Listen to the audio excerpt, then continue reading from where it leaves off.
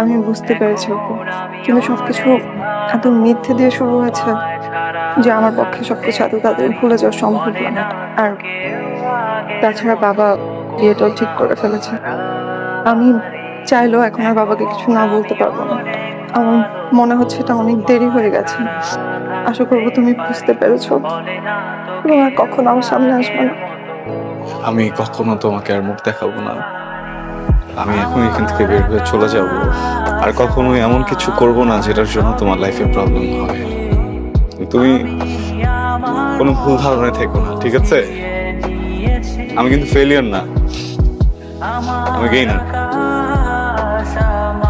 আমি যাকে ভালোবাসি সে কিন্তু ভালো থাকবে।